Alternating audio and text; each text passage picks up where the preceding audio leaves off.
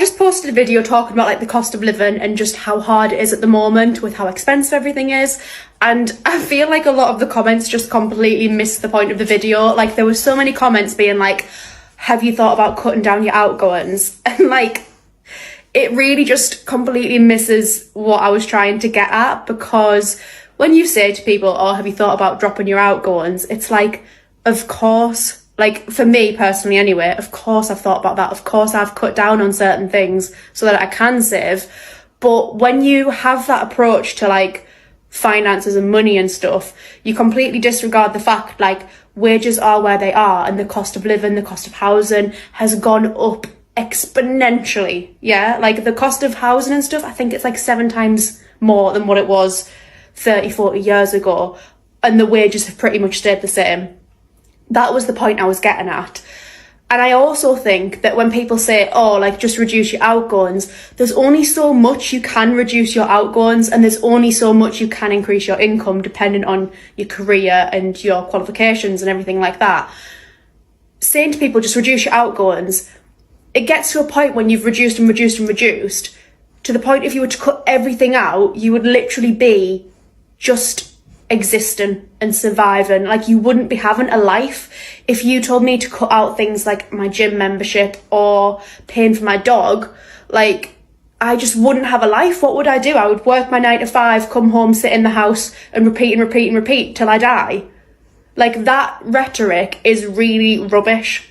And basically the point of my video wasn't to ask for financial advice. It was basically to just say, isn't it crap the way the world is at the minute? Isn't it crap that you're working really, really hard to not be able to afford a house, and that's the lie that you were told growing up, that just do this and you'll have a house and you'll be fine.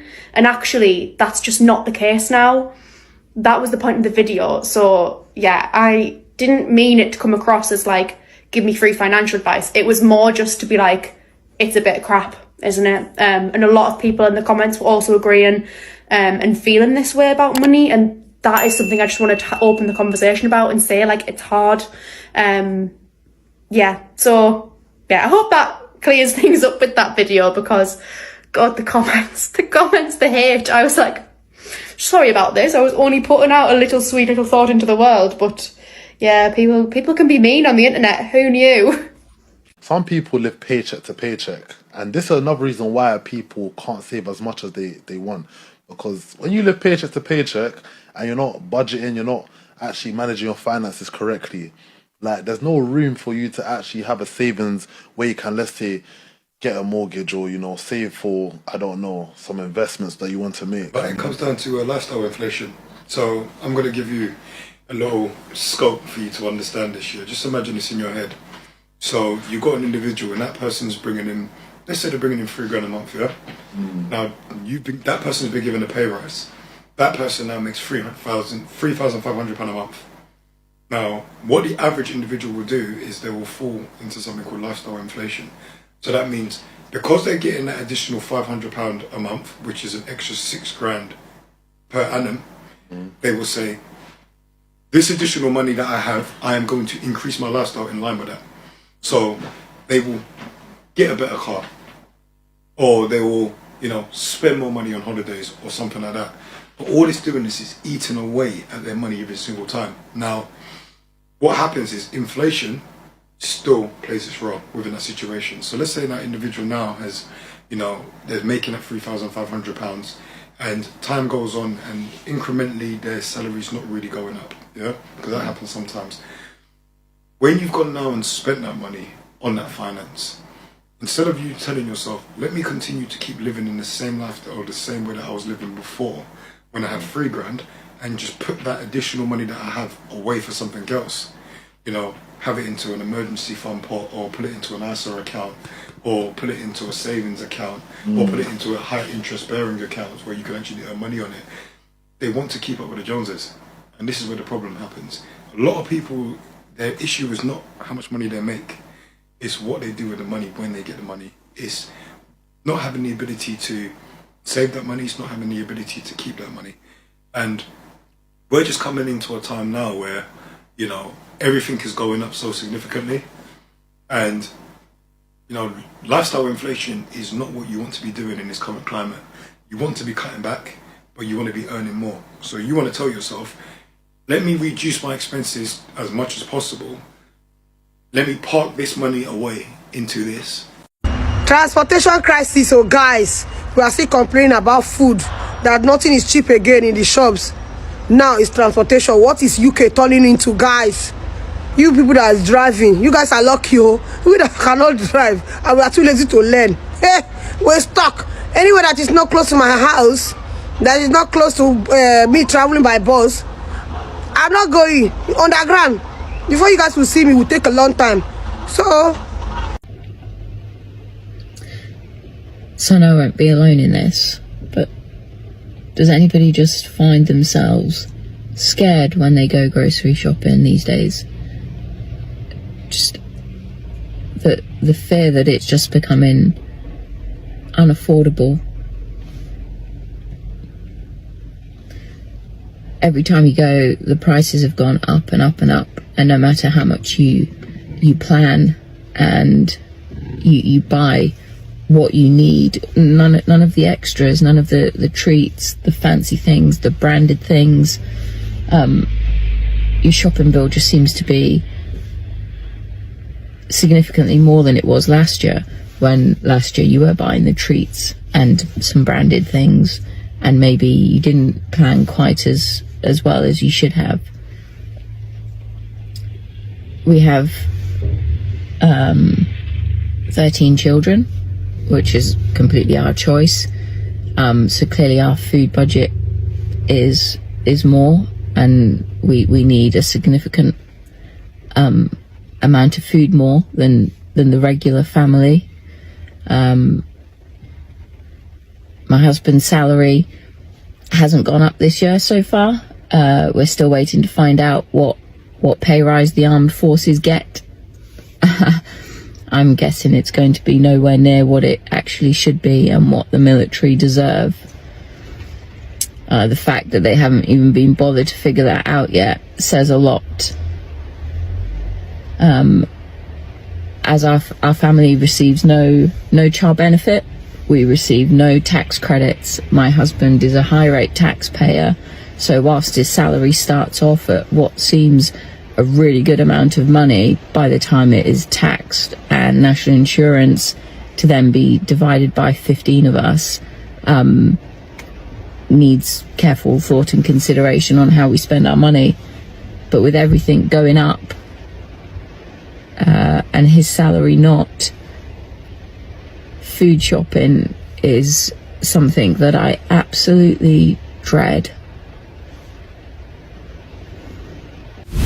Can anyone actually afford to live in the UK anymore? So today we're going to break it down. I've been going over some statistics from the ONS and from .gov.uk. This means they know. They have these statistics, they have this data, and everything I'm going to tell you today is based on UK averages. Just pay attention, because I really think some people in this country have not got a clue how bad some people have it. The cost of living in the UK has spiraled out of control, and we're going to break down and see if people can actually survive on the wages they're paid.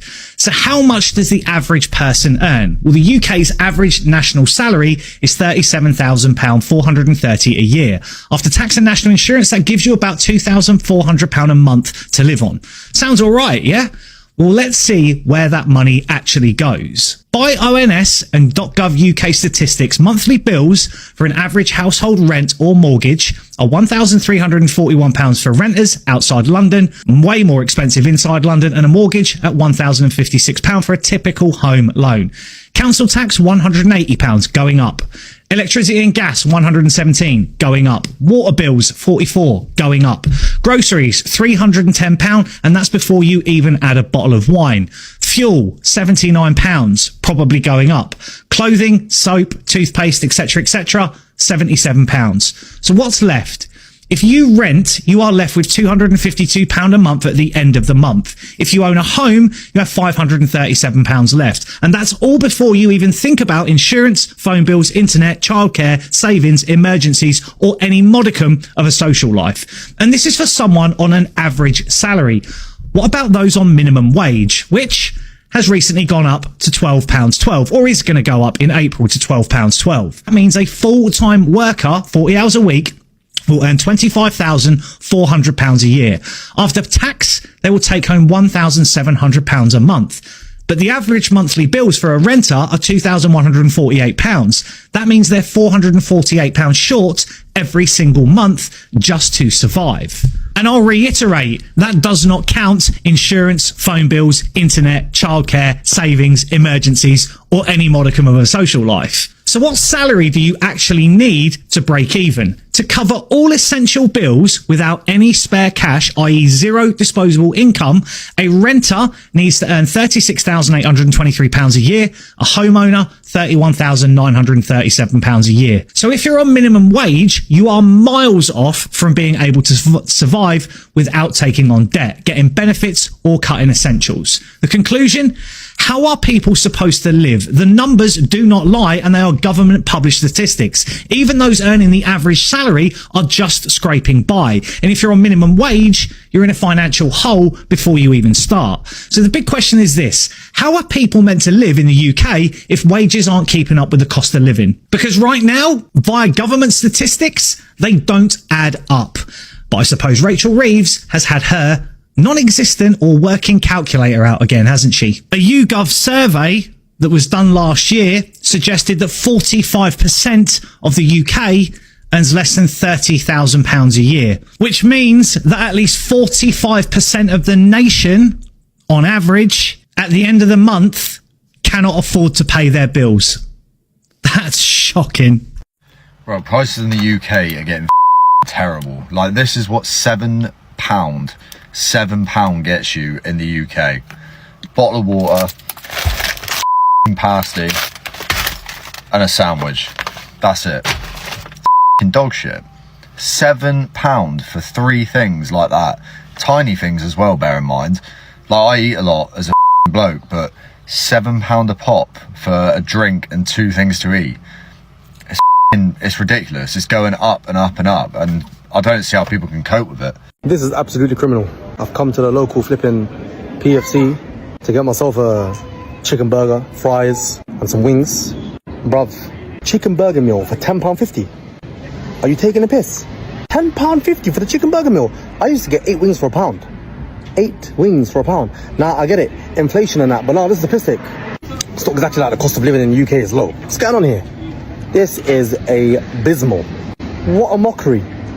£10.50 for a chicken burger meal. Nah, this is criminal. Absolutely criminal. I'm upset, man. Burger Hatch, you let me down, fam. You let me down. The worst thing is I've been craving this. I've been craving the Burger Hatch for a minute. I've been craving this for so long. And I come in as £10.50 for a flipping burger and chips. You taking a piss? And you know what? I really wish I could tell you that the burger was worth it, but it was standard at best. Now, yeah, people, I'm going out of England. I am not staying in England any longer. I'm not even joking. I'm not staying in England.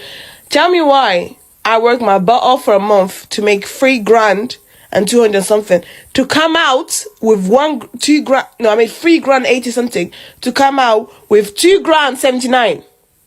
Like, how does that make sense? Is the tax? Is the nest pension? Whoever that is the national insurance bro? Why did it came down to so much money? Am I working for you guys, or am I working for my employee, or am I working for my employee and the government plus the tax plus that? Guys, I'm gonna report this. I'm gonna report the system. Yeah, I'm gonna report this damn system because this is a fraud. What am I working for? No. I'm gonna try. I just spoke to all 3 of these people, of these companies, and they're all telling me, oh, it's regarding your benefits in the future. Oh, it's regarding your tax to live in the country. Oh, it's regarding your pension. Do I look like I want pension? I'm 23. I can only claim pension after I'm 67. Like, what the heck? Like, what? Will my kids be able to claim my pension as well? Because what am I doing at 67 with money? You know, I want to relax. Alexa, stop. Like, who wants money at 67? I want to chill. I want to sit in the porch and observe kids in the porch. I want my grandkids running around me. Not me here thinking about money. I want to live peacefully. I want to already have all my life sorted. So you're telling me who's got my pension money? I'm paying you guys for my future. Oh, I've got a headache and I've got cold, so this is not helping. But England, do freaking better. You're stealing, you're a scam. Just disgusting. Do better. Nah, seriously, England needs to do better because I'm not working for you guys. I'm working for my employee. If my employee is working for you guys take it out of my employee's account, not out of my account. Okay? Okay? I'm working for my future, not for you guys' future, plus the everybody's civilization future. You know? What? Dumb people, bro. Dumb people. Guys, nah. Don't have jobs. Stay home. Stay home. Or even better, don't even start selling things face to face so you don't get taxed or nothing. You know?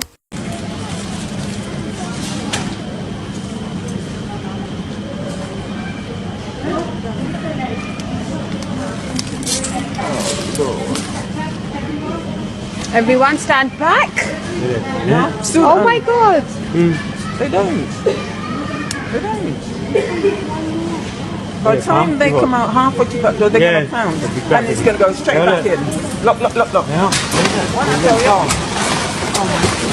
Goodness me. That is a joke. Yeah, look at it. What in the broken Britain cost of living bullshit have we got going on now? Let's take a look. Individual price, $16.50. 450 grams. How much do you get in the tins of them? Come on. This is the same price, 650 grams there. But these, £16.50 for 450 grams. Come on, someone tell me how much you get in the tins for about a fiver. There you go, we've got a tenner there for 240 grams of mini Toblerones. That is small. What a piss take. So I've just felt in here. We get about 12 roundies in the shop. You can buy them quite cheap, I suppose, can't you? $12.99. So you're paying over £1 per little rounder. Get up. Why don't you treat yourself? Not even 200 grams of Kit Kat. $8.99. Stop robbing the people. And that's just a few examples from Birmingham Airport. Duty free. The only thing you get cheap is your liquor. And yeah, smokes.